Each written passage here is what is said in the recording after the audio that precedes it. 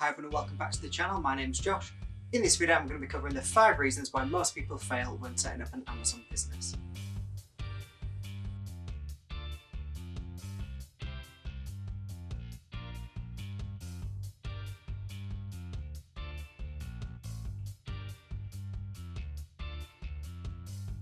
Hi everyone, so I've just paused the video there for a moment. I know there's some weird shit going on behind me. This was my first time recording in front of a green screen. Unfortunately, it does carry on occasionally throughout. You'll just have to grin and bear it for this one, and I'll make sure I get it fixed for next time. Right, let's carry on the video. The main reasons why people fail on Amazon. And number one is that they give up too early. Now there is of course a time in business where you need to cut your losses and say this just isn't working for me. But usually that isn't with the business itself, it's just with the product or the idea that you've got going at the moment. As a smaller seller, when you're first starting out, you are going to spend a lot more money when you start versus what you take out. The reason for this is that a lot of the costs that you do are one-off costs as you're setting up, which will then be recouped in the long term. So for example, when you're sending all your stock into Amazon, if you're selling via FBA, you've paid for that entire box worth of shipping, and it's always coming out of the profit of the first items you sell. So you build a snowball effect in your Amazon business. It's all sat over there waiting for the profit to be released, but a lot of people get cold feet after a few weeks or a month and they say, I'm not making profit, I need to shut this down. Unfortunately, that means that all of this momentum that you start to build over here is just lost from there on. So all of your effort and time which you put into it disappears and you've given up too early. Another reason why you may give up too early is that Amazon is a fantastic e-commerce tool, but it's very frustrating at times to trade on their platform.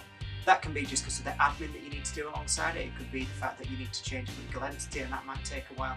Numerous reasons, but they are such a big company and you're such a small one that you have no leverage to try to push things through with them, and it takes however long that they say it takes. This means that when you come across stumbling blocks, don't see them as a barrier to entry, just realise that you need to constantly overcome and work around these. This is the same with all business, but normally people who are new to it may think that they've been treated unfairly by Amazon and then choose to shut down. Don't do it.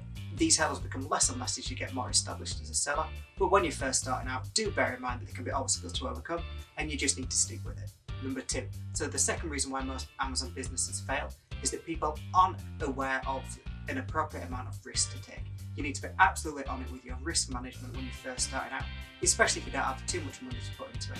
That's one of the reasons why I always preach about the benefits of online and retail arbitrage. If you don't know what they are, check out my video. But it's because you can put in a very low amount of risk as you're starting out, a couple of £100 if that, and you can get a massive wide array of products and then work out which ones you're going to go down. When you find products to sell and they have a good margin, you can use certain apps to check the full sales history. I'll link down below which ones I'd recommend. It's Keeper, but I'll send a link just in case you can't find it. Just to make sure that the buy box is stable and that the marketplace is stable, so you're not going to suddenly have the price that you receive for it halved if one of the big sellers comes back in stock and whatnot. But you need to put in all this research before you fully commit to a line. And the reason for that is that when you put in your first small retail arbitrage order, it doesn't matter if you've got 3 units which are sat for a couple of months while that other seller runs out again and you need to obviously sell them then.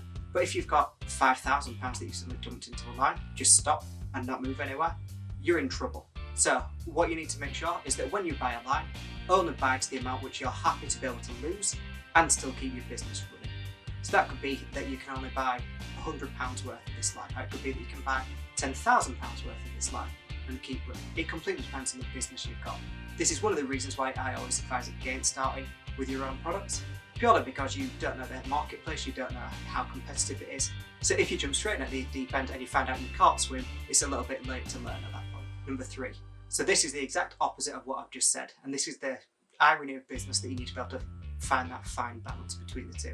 So the third reason why most Amazon businesses fail is because when you've got some of the quicker moving lines that you've got, people just don't rebuy them. I have no idea why this is, you'll probably catch yourself doing it. When you've got a successful line, your job, your role is to make sure that you do not sell out of that line. That's all you need to do. When you've got one that is a bankable line and makes you profit, you need to make sure that you don't run out of it. Now this can be hard when you're starting out because obviously you've got to put your risk management first, but after that point you want to be looking to have around a rolling 6 weeks amount of stock. So that means that you've got 6 weeks worth of stock in Amazon. From that 6 week point you add on their lead time as well. So for example, if you've got something that takes 3 weeks to make and to get to your door, you want to order with the 6 weeks worth of Amazon stock that always needs to be there, and then add another 3 weeks onto that, and that is the minimum amount of stock that you need to have. So you need to be able to cover that full 9-week span. The reason for this is that those 6 weeks are your buffer zone.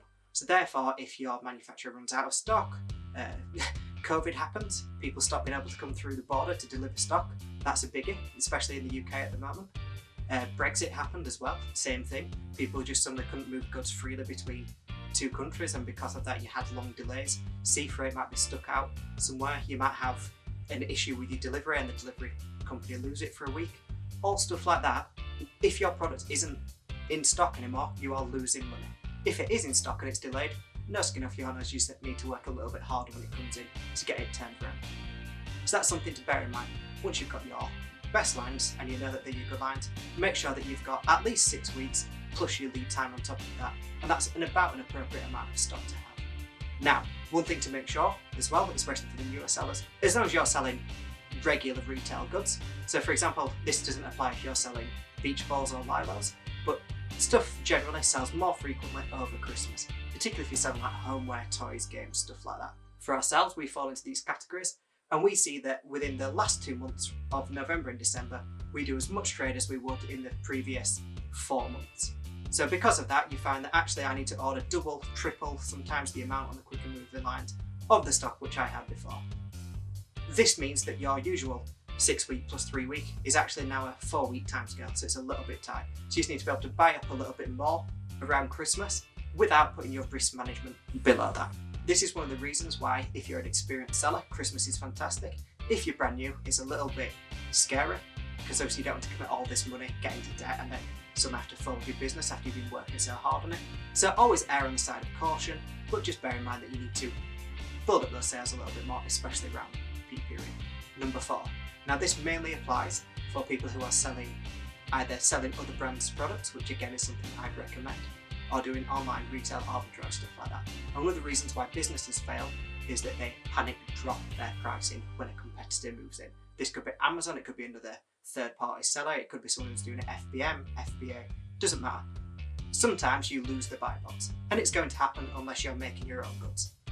When that happens, you need to make sure that you are happy and confident to be able to wait for those lines to come back up to a reasonable amount where you can make at least 10% profit, ideally. Now there are times when you can drop below that. If you've had a line that's just sat on the shelf and hasn't moved in a while, absolutely cut your losses and try to just break even on it. Just bearing that in mind that you're probably not going to want to reorder this for a long period of time until either the buy box shoots up again, that seller disappears, or some other reason as to why you can suddenly be competitive on it again. You will find that some people offer it for what you believe to be an unsustainable price. And the truth of the matter is, they are. They're either selling counterfeit goods and they're going to get found out. They've bought because maybe that line has been discontinued in another marketplace and they've bought all of that excess stock for a very good offer. It could be that they're trying to bully everyone else out of the marketplace. It could be, when it's Amazon, you're buying hundreds, maybe thousands of units or something. They might be buying 10 or 100 times that. You are not going to get the same pricing that they get. You're not going to have the same leverage with the manufacturers as they have. You need to accept this and realise that I can't compete in this. Let's focus on my other line, so when this one comes back, I can hopefully still make a good amount of profit. If this is a deadline, I'm going to sell to break even and then just move on and find something else to sell. It happens. Amazon is quite a volatile marketplace. It's very competitive. You just need to be able to roll with it. When you're a small company, you don't have the buying power. You don't have the contacts with the manufacturers. The only strength that you got is your ability to pivot quickly. And the 5th reason is the one that stings the most when you first start out. It's the one that takes the most willpower to not do. And that is, do not take your profit out of your business too quickly. When you start to get successful lines, which you will, and you'll start to have products which make you a good amount of money, you will find that at some point in time, especially after a Christmas period, you'll be sat on a lot of money compared to what you're used to seeing if you don't run a business. For myself, it was more money than I'd ever had in my account by 3-4-fold. The temptation is to take that money and spend it on a new car, I'm going to go on holiday, I'm going to do stuff like that. Which, if you're only looking to do this as a side income and not making it to a business, absolutely, you've earned it, take that money and go enjoy it, it's yours. However, if you're looking to build up a business that's either going to be full-time income, you're looking to scale up to the point where you can be a multi-million-pound business as opposed to hitting the 100,000 to 200,000 mark, that money is crucial for your next year's growth. The vast majority of Amazon businesses are self-funded, so you don't get outside investors to come and swoop in with you. You are doing it all on your own. And when you're doing that, you need to make sure that you have the capital to be able to expand your business for the next 12 months. There are times in business where it becomes very expensive very quickly, especially when you become more developed like we are. Like we have a warehouse that we need to keep running, you have staff bills that you need to pay, you have equipment bills that you need to pay, something breaks and you need to rebuy it that you're not expecting, stuff like that. So you start to get running costs which start to build up higher and higher as you start to grow your business. Because of that, you need this extra money as a buffer zone. It's something for that when that unexpected thing happens, you're not panicking, I need to get a loan, I need to liquidate my business, stuff like that. You need that extra money to be available in your business. There is a point in the future when you can start taking that out and you've got that buffer zone there. But until that point in time, I plead with you, don't take out any more profit than you have to. The best thing to do in the first 12 months is to be able to keep pumping more money back into it, keep reinvesting in yourself, reinvest in your business, and then reap the reward when it's tenfold what it would have been if you'd have taken it out initially. And there you have it. I hope you enjoyed the video. Those are the 5 main reasons why people fail on Amazon. I am going to give a 6th one, and that's because people aren't subscribed to this channel. All that I do on this channel is I just try to give you the best advice I can so that you can help and start to grow your business. So aside from getting on my hands and knees and pleading for subs, I think that's covered it. So thank you very much for watching, and I'll see you next time.